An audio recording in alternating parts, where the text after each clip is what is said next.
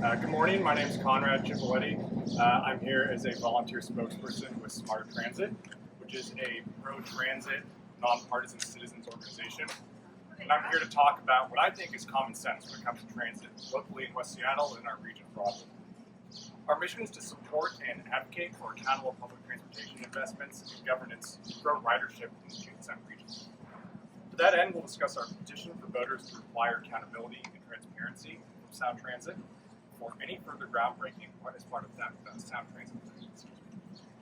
Our ask to the Washington State Legislature will give voice to local business owners impacted by Sound Transit, some of whom are behind me right now.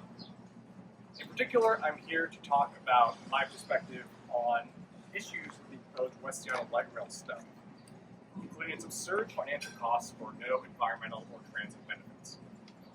Voters aren't getting what Sound Transit promised, and I should know, as a car-free West Seattle resident, local taxpayer, and transit rider. I took the bus to get here today. Bartell Drugs behind me is my pharmacy, and the Safeway on the other side of Jefferson Square here is my grocery store. I should have every incentive to be all in on ST3. It would be easier for me to take Sound Transit's marketing communications and promises about future groundbreakings face value. But common sense tells me otherwise.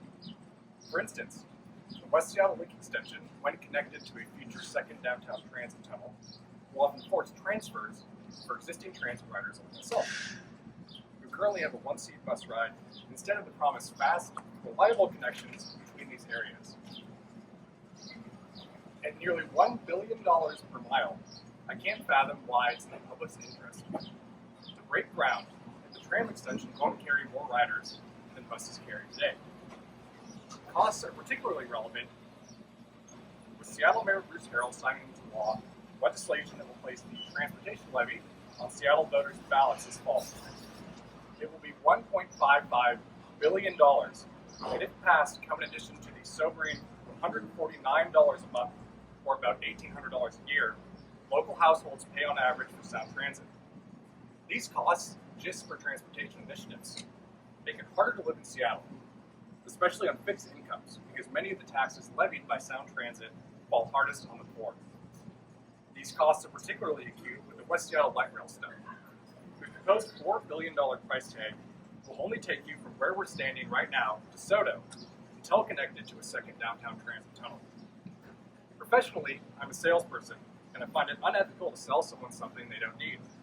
Since I can get to SoDo today for $2.75, I know that for a fraction of the $4 billion price tag, we can invest in real alternatives for getting around the peninsula on transit instead of driving alone, well before the tram extension's estimated completion and without demolishing apartments and other existing transit-oriented development. The dramatic increase in cost estimates speaks to Sound Transit's lack of transparency and thoughtful transit planning. Under current plans, it's clear that West Seattle will not benefit from our region's transit investments. It's hard to think that the rest of the Puget Sound region will either. For Sound Transit, the cost is too often the benefit. And costs aren't limited to the billions of dollars and cents. They include environmental costs. The environmental costs are many. To name just a couple, the DEIS states that many of the habitat losses are unmitigable, and there's a massive carbon footprint of at least 614,000 tons.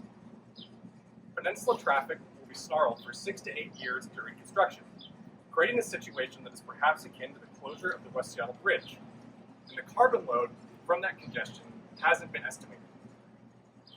As a West Seattle resident, I know the peninsula has a community-oriented business scene, and it deserves transit options made to celebrate those businesses, instead of demolishing some of them.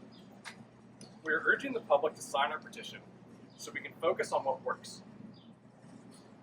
Today, I can take King County Metro to visit many of these businesses and get off the bus on street level. We should enhance this experience, not make it worse. Car-free people like me want more and better transit, not whatever terrible boondoggle the West Seattle tram extension is. There are broader reasons why it's time for accountability. Transit ridership levels in our region have fallen since 2020, and we need to change that. We need to use our trademark Space Needle thinking to galvanize people to ride transit instead of driving alone. We can't accomplish that by clinging to a wasteful and costly fixation above all, even when topography and geography, say it's unwise. Sound Transit hasn't publicly released ridership estimates for the West Seattle tram extension since 2019, likely because doing so would jeopardize its funding.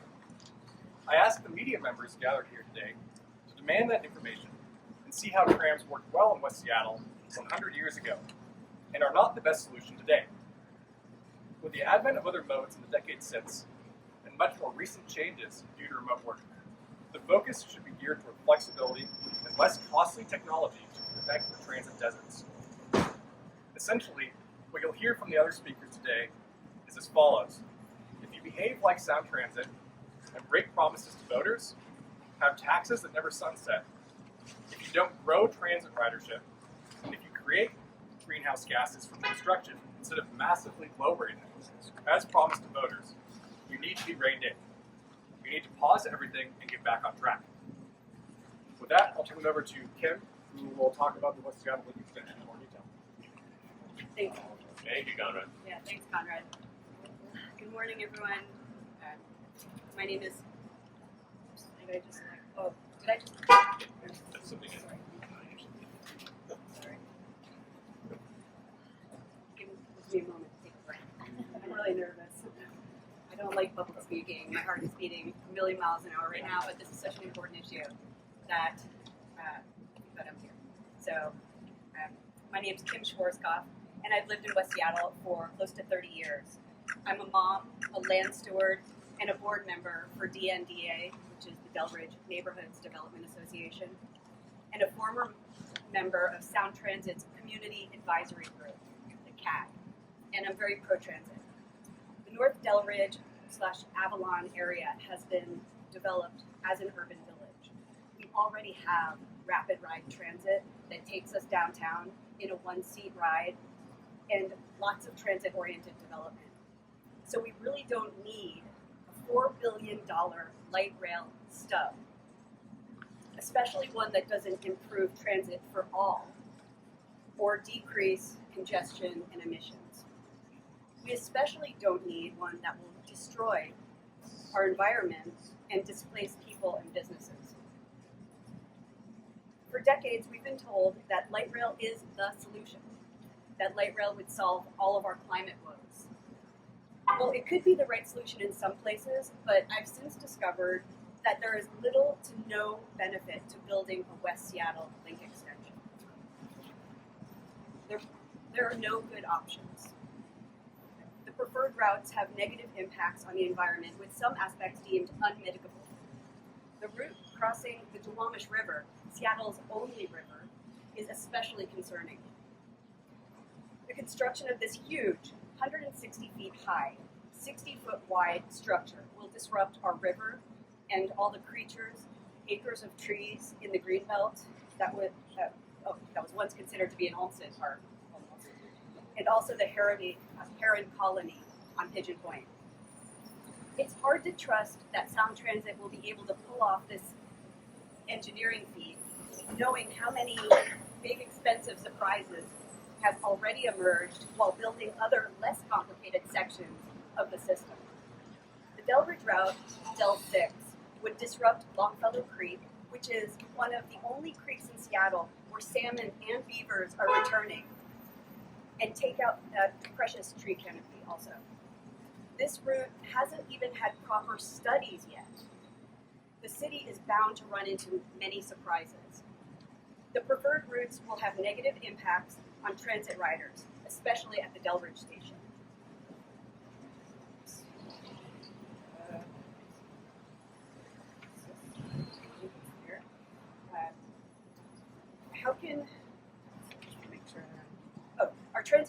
Our transit experience will get worse. Riders will be going from a one-seat ride to downtown to a 2 or maybe 3-seat ride.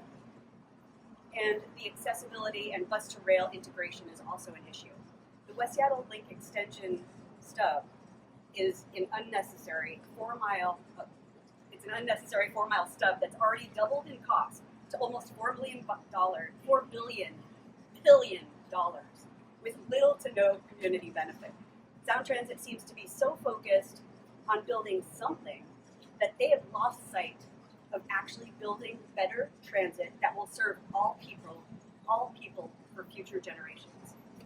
Thank you. Thank you, Kim.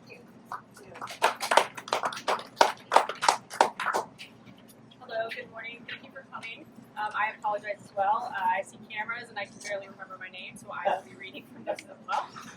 I'm Laurel Trujillo. Got that right? And I'm the owner of Ounces Tap Room and Beer Garden. Ounces has been in business now for nearly 8 years and is one of the businesses in North Delridge that will be forced to move if light rail is approved. I'm representing my business and the 60 other businesses that face an uncertain future as a result of light rail expansion to our community. I'm here today to tell you that the relocation assistance provided by Sound Transit is not enough. The amount provided for us to relocate is only a small fraction of the cost that we would need to successfully move our business and reopen in a new location.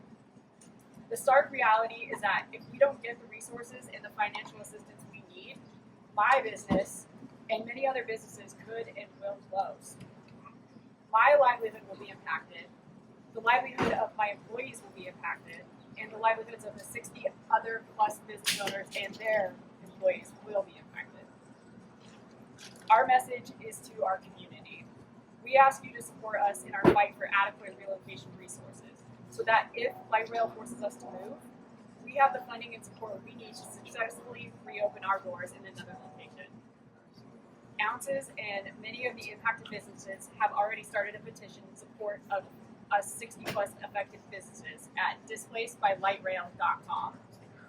The petition currently has 2,000 signatures and continues to grow every day. We also invite the community to, and you guys, of course, in the media, to a rally for relocation happening tonight at Ounces from 4 to 7 p.m. And I'll end with this final message to my community. Continue to support us.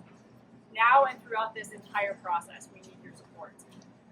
We embrace the progress light rail will bring to our community. Please don't allow us to be sacrificed for it. Keith, why don't you come on up? I'm Keith Edwards. I'm the owner of the Joint Chiropractic. And so I'm the new kid on the block. I moved here from Arizona a little less than 3 years ago to open a clinic. And I had scoured Washington State, settled upon West Seattle. Love the community, love the vibe, love the whole sense of West Seattle. I didn't choose. You could have gone to Bellevue or other locations, but West Seattle is not Bellevue, and that's one of the reasons why I wanted to be here. My lease negotiations was 4 months, starting in November of 2022. Finalized it in March of 2023. But anyway, the following March and of 2023, and then a month after signing the lease, I find out about the light rail.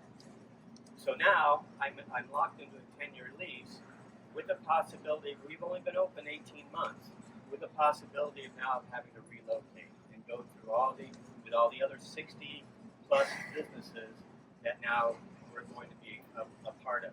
So this is not, to me, us versus them. It's what's the best viable solutions for all of us. We, as none of us will be getting the money that we're going to need to move. A lot of us, most of the business owners around Jefferson Square, they have loans that they have to pay off and pay the money to relocate. They're going to lose. With our patients come from, they take the bus, they come by car, they live in the community where they can walk here. So they are going to be affected.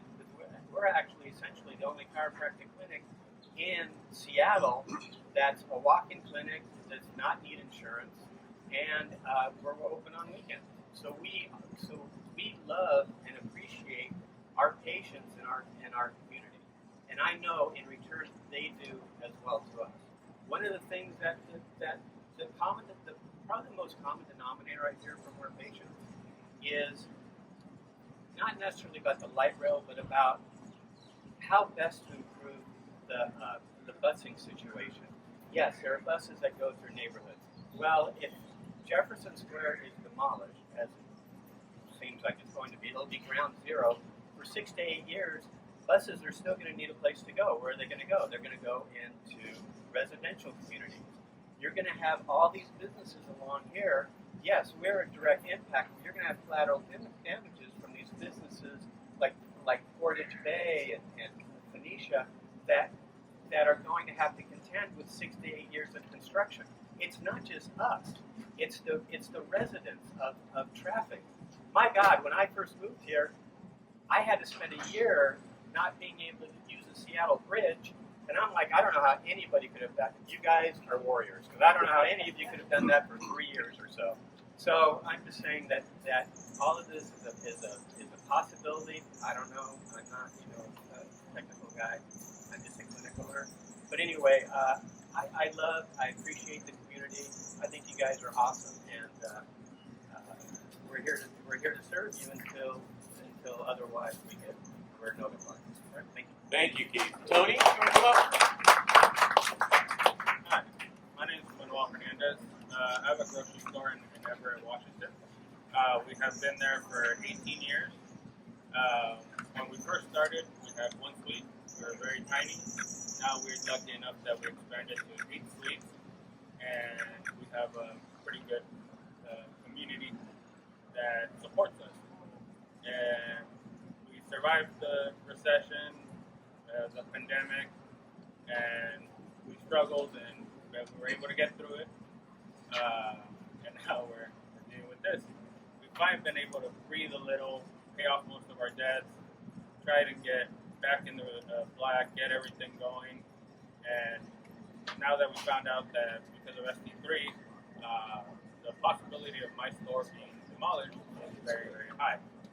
If that happens, I need roughly $4 to $5 million to move the store.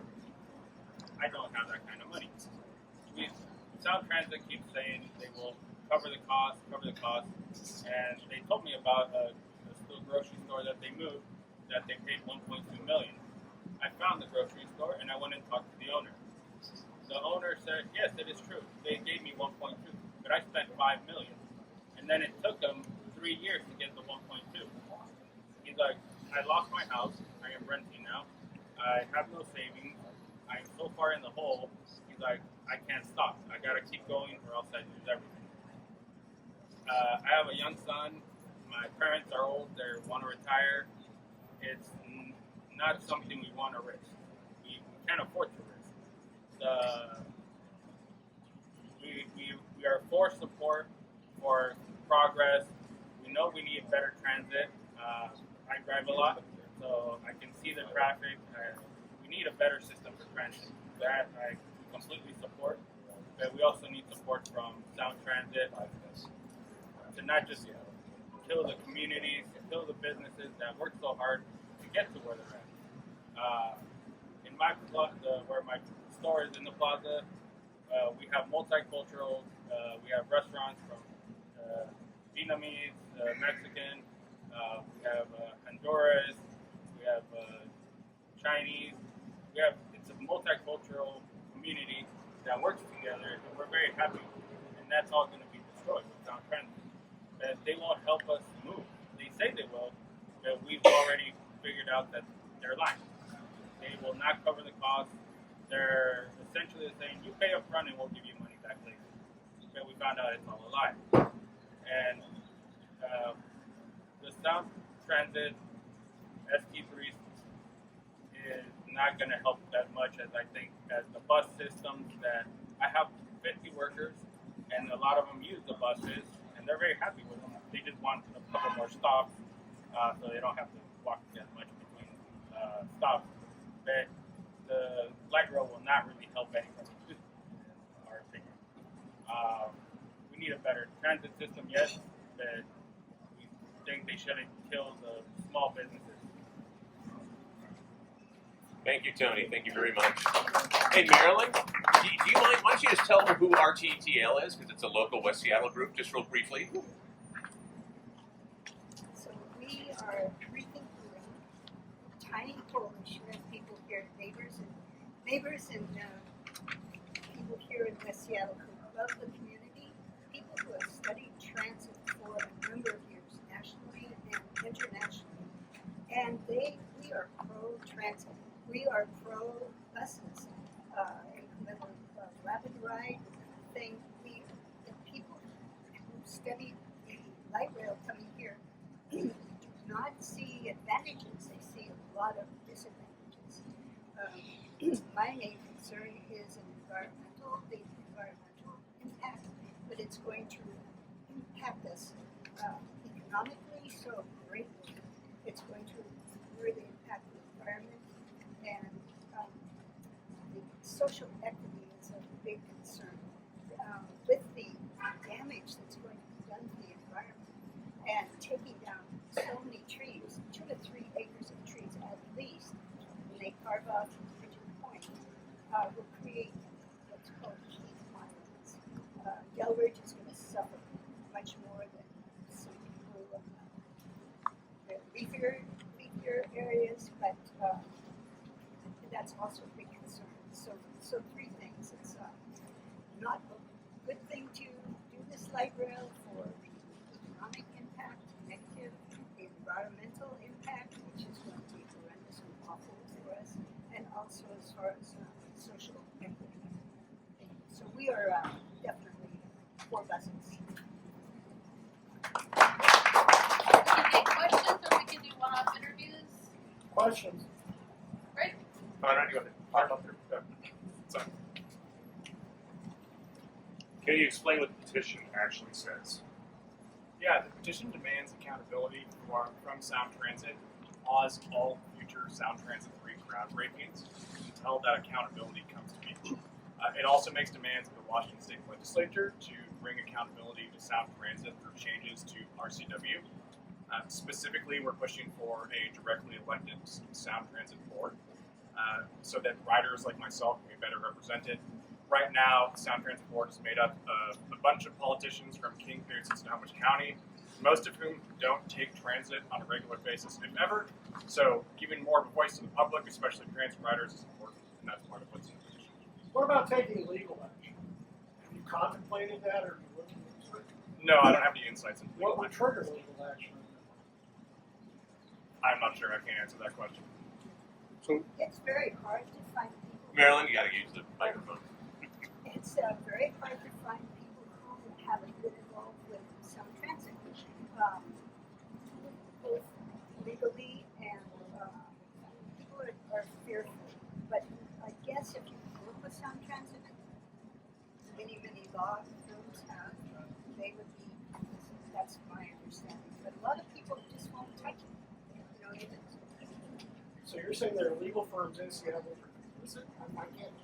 Not complicit. Well, I think that so many legal firms have worked for Sound Transit, right? So I don't know if that would be a conflict of interest or not. But also, we don't have a lot of money to take on the biggest transit system in the states.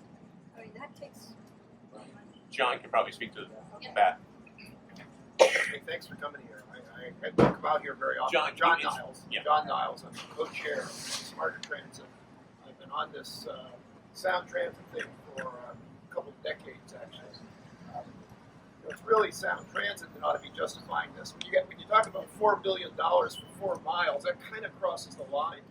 When you're talking about a construction project that generates more greenhouse gas than will ever be saved by people riding it, that requires some justification. You have enough money in $4 billion to build the best electric bus system in the world, and Metro ain't half bad. I mean, the rapid rides are really pretty good. You can do more of those. And on the legal thing, there have been a lot of legal cases. Sound Transit has very good lawyers. Various groups have taken that on over the years. It's a lot of money. And frankly, they've bought most of the law firms in town. I mean, they're already working there. It's very hard to even find a lawyer in Seattle who will take them on. Because it's like the transit industrial complex. Legal action ain't the first thing. We think it's got to come out of the people who look around, look at this, and say, well, we're going to tear all this down and build a $4 billion train that generates more greenhouse gas than we save. What's that about? I mean, we try to get Sound Transit on the offensive now, and let the population will rise up. I think sooner or later a lawyer will step forward and say, like, take this on. But it's very, very expensive. We don't have the resources to do that. We just rather work at the grassroots with media, TV, you folks who just tell the story, tell the truth about what's going on here. Look into it. There are a lot of us who know how to tell the story. So we're looking forward to learning more about this over the summer. It's months to go. They're a long ways from having the final decision to build this. It's not like ready to go. John, can you speak to how much this is costing households? How much more it'll cost, especially with the Seattle Transit levy? Yeah, you take the tax bill. It's really incredible. If you take just the local taxes, put aside all the federal money and the bond money, and just divide the sales tax and the tab tax in a year by the number of families. I mean, that's a very rough kind of thing, but it's like $1,700 per household. $1,700 per household, everybody, whether you ride the train or not. It's also true, I just did the calculations, this is new, that if you take all the money that's been spent on Sound Transit and divide it by the 500 million riders over 20 years, I mean that's a number around $30 a person. I mean that's what we've spent. That's in local taxes. Everybody, it's over $30 a ride on Sound Transit to date over 20 years. Taking all the money and all the riders, all they've done. It's a lot of money. And we're not saying anything about tearing down or stopping what's already built. Riding, I mean, I like to ride in the airport. I'm ready to ride it across the bridge. I'm not stopping that. We're just talking this ST3. It's kind of like when you say, we've done enough. It's time to ride what we've got, make it work as well as possible. But tear all this down, spend $4 billion for 4 more miles. It's Sound Transit that needs to justify that. And they're not ready to do that yet. Let's make them do it. Hey, Conrad. Yeah. There's a contention that people have already voted for this, and then some will reply and say, "Oh no, they didn't really know what they were voting for." Is that your contention? Yeah. You get to change your mind. You get to change your mind on stuff, don't you? I mean, you elect somebody. You have an election.